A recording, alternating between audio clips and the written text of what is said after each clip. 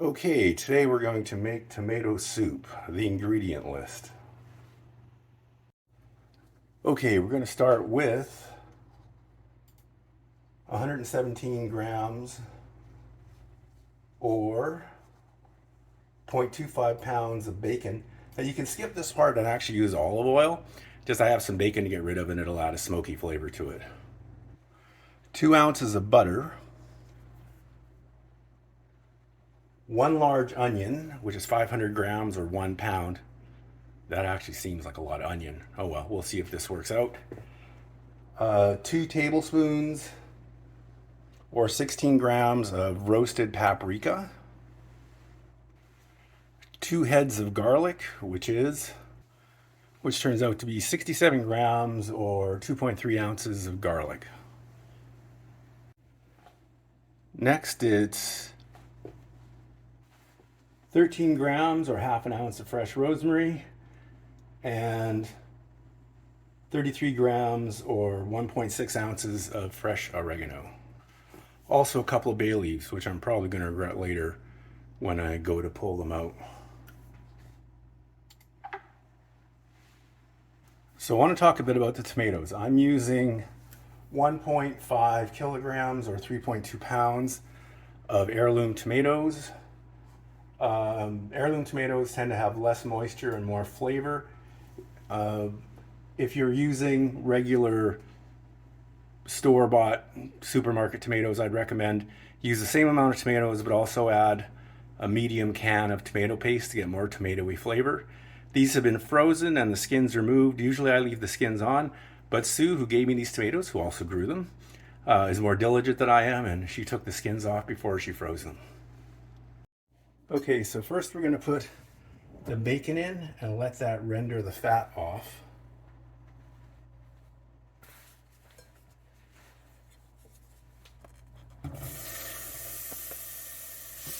So just put it in on a low or medium heat and just let it go for a while. We'll come back and take a look at it after there's some oil in there. So as you can see, all the fat has been rendered out of the bacon. I'm going to add a little bit of olive oil to this, as there's not quite as much oil as I want. And now we add the garlic. Again, this is a low heat. If your burner goes to 10, this would be about a 4. So now we add the onion. Yeah, that is a lot of onion. And we let this sweat itself off. Get some of the moisture out of it and the onions break down a bit. And we'll come back in a little while.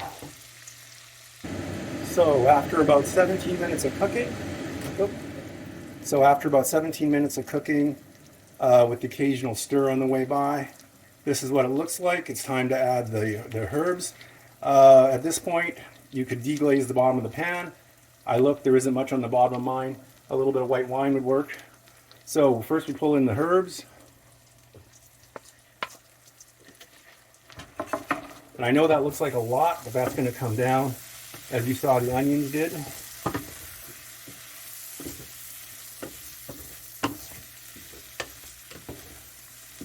Now just stir that around.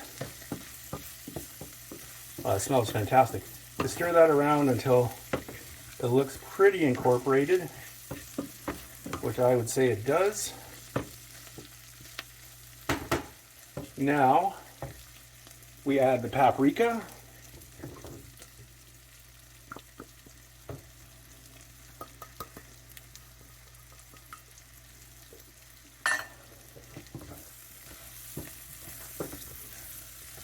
And again, just mix it in until everything's coated. Now you can notice that between the herbs and the paprika, it's kind of soaked up all the liquid.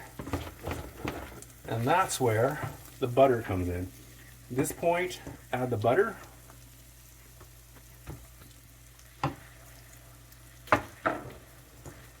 And let simmer once the butter melts for probably 10 minutes. we'll give this some time. Stir until the butter melts anyway.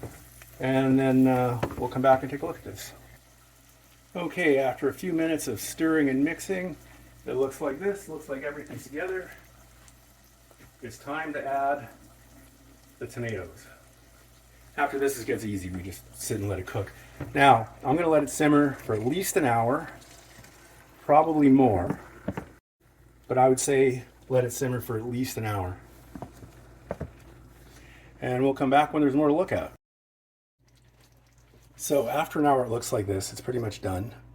I stopped at the half-hour mark, moved the temperature down to the lowest setting, and now this thing can just simmer forever. Before I serve it, I will be taking an immersion blender and blending everything so it's a nice smooth soup. It's got a nice flavor to it the way it sits now. In fact, I think I could probably use it as a tomato sauce. Anyway, that's really about it. There will be more coming with the companion of this, which is normally the companion for tomato soup is grilled cheese, but I'm going to do something different. So now to finish off the soup, we just blend it till smooth.